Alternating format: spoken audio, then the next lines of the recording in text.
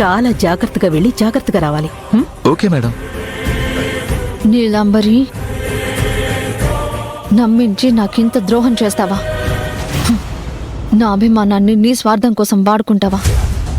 నన్నింత మోసం చేసిన నిన్ను అంత తేలిగ్గా వదలని. ఇంతకింత అనుభవించేలా చేస్తాను. నీ అంత చూస్తాను. ఈ ఆర్కే గాడు డాడీ దగ్గర కుక్కలా ఉండేవాడు. నీలాంబరితో చేరి నక్కలా మారాడు.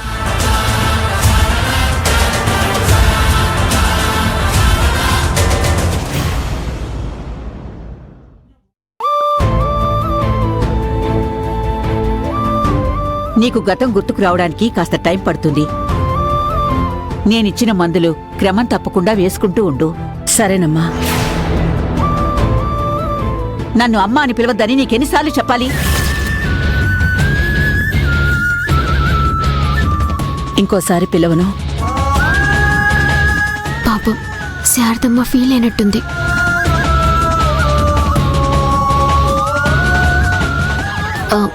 అమ్మమ్మా. ఏంటి వర్ష? ఒకసారి నువ్వు కళ్ళు మూసుకో. ఎందుకు? మూసుకో అమ్మమ్మ, చెప్తాను. చెప్పు. ఇప్పుడు పెద్దమ్మ ఇన్నేళ్ల తర్వాత మీ దగ్గరకొచ్చింది. ఇప్పుడు నువ్వు అమ్మ అని పిలవద్దంటే తన పెయిన్ ఎవరికి చెప్పుకుంటుంది చెప్పు? తనకున్న హోప్ నువ్వే తనని దూరం పెడితే తన సిచ్యువేషన్ ఏంటమ్మమ్మా? మా అమ్మ నన్నెందుకింత ద్వేషిస్తుంది అని తన మనసులో భారం మోస్తే పెద్దమ్మకి గతం గుర్తుకు రావటానికి ఎక్కువ టైం పడుతుంది కదా. అమ్మమ్మ, ఒక్కసారి ఆలోచించు ప్లీజ్.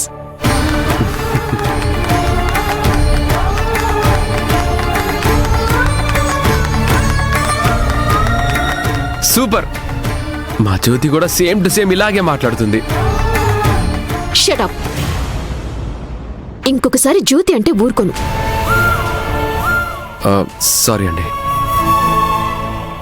ఒరే, ఊరికి ఆ జ్యోతి అంటూ వర్షాన్ని ఇబ్బంది పెట్టకు.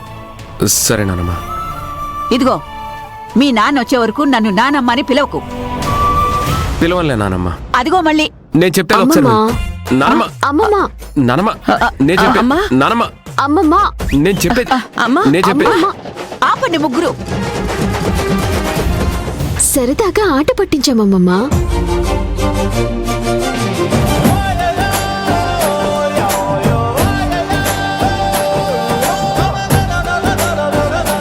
వీళ్ళిద్దరి జంట చూడుముచ్చటగా ఉంది.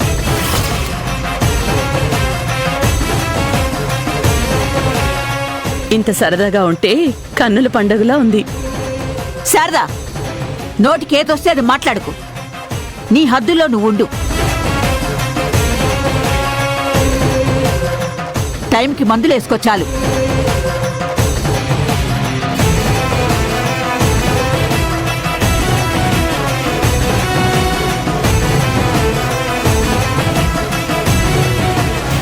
మనిద్దరి జంట చూడముచ్చటగా ఉందని అత్తయ్య భలే చెప్పింది కదా. ఇంకోసారి అలా మాట్లాడితే బాగుండదు.